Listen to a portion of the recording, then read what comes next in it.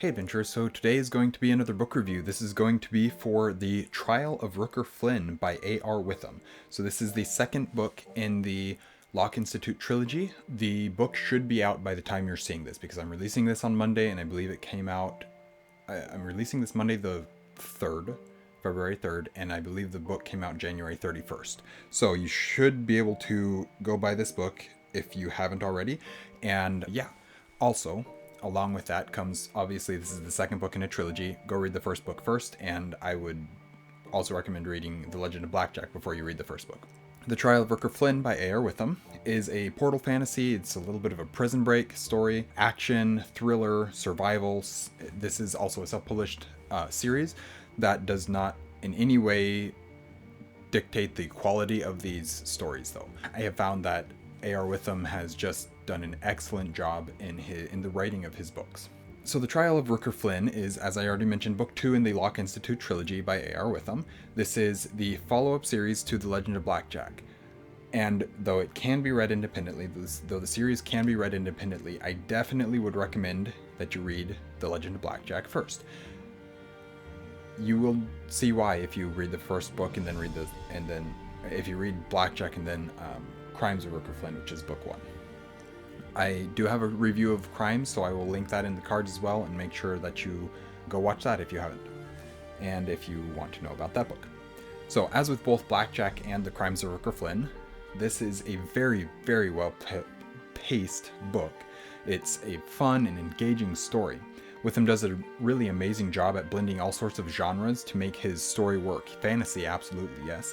But there's also thriller and horror and adventure and a fair amount of humor and just so much more that for some, and I'm not sure how because I'm not a writer, but for some reason Witham is able to blend all these genres together into something that's really truly unique, and he just does a great job with it as well.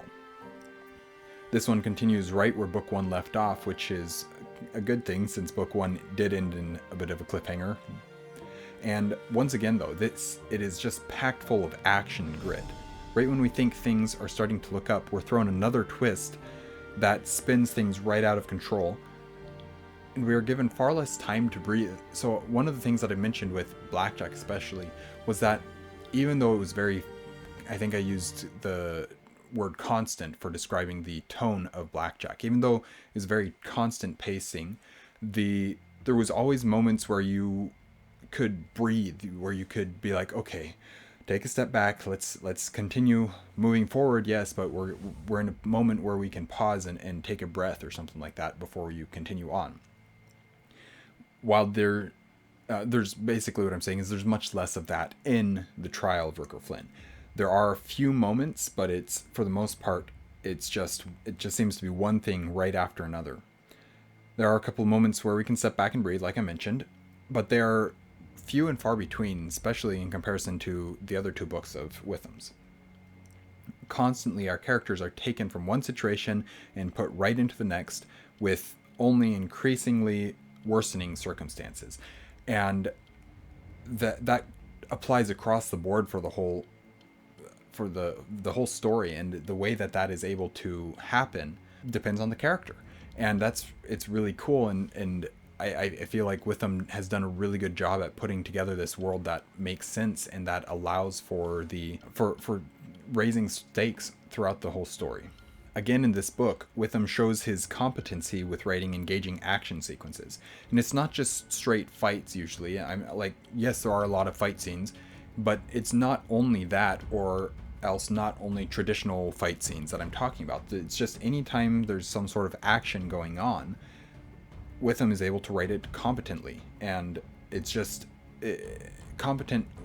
Oftentimes competency, when you say somebody is competent at it, that implies that they're good enough. That's not the case here though. He's very good at writing them. So it's not just the straight fights, it can be in whatever way is necessary for the scene. But I don't get bored with them. Sometimes you find action sequences to take too long or to be too fast, and they're over before you realize what happened, one way or the other, and there's oftentimes they go too far one way or too far the other is what I'm trying to say.